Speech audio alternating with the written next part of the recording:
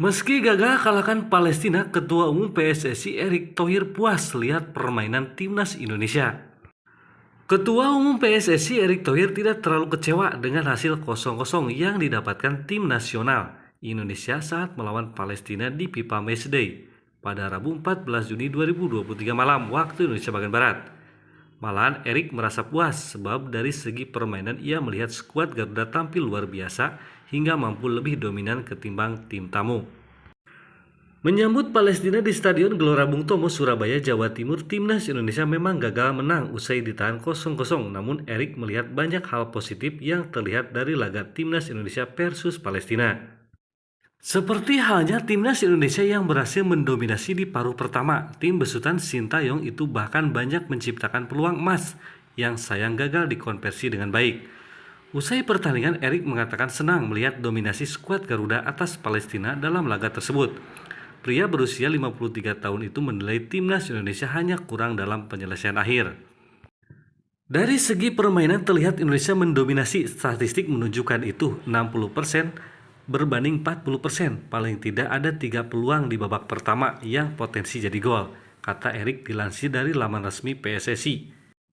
Lebih lanjut, Erick juga sumringah dengan adaptasi cepat para pemain baru, terkhusus pemain naturalisasi. Menurutnya, timnas Indonesia bermain hampir sempurna kendati ada beberapa pemain anyar.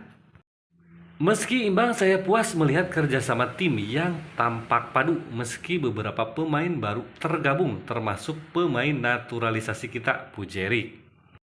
Tentu apa yang dikatakan tidak salah mengingat Palestina memiliki kekuatan yang jauh di atas timnas Indonesia. Palestina tercatat merupakan peringkat ke-93 FIFA, sedangkan timnas Indonesia berada di urutan 149. Perbedaan jarak yang besar itu ternyata tak membuat timnas Indonesia kalah saing. Hal itulah yang membuat Erick Thohir kagum dengan permainan Elkan Bagot dan kawan-kawan. Bahkan media Vietnam terkejut timnas Indonesia tampil impresif dan tahan Palestina 0-0. Indonesia bikin kaget. Pasalnya media Vietnam itu tak menyangka skuad Garuda mampu membuat tim peringkat 93 dunia itu kewalahan di laga uji coba tersebut. Seperti yang diketahui secara peringkat, timnas Indonesia kalah jauh dari Palestina. Meski ada jarak 56 posisi, nyatanya timnas Indonesia mampu mengimbangi permainan Palestina. Hal itu terbukti dengan mampunya timnas Indonesia menyerang dan membuat pertahanan Palestina ketar-ketir dalam laga yang dihelat di Stadion Gelora Bung Tomo. Tak hanya dapat menyerang dan membahayakan lini belakang Palestina, The Tao 247 juga menyoroti solidnya pertahanan timnas Indonesia.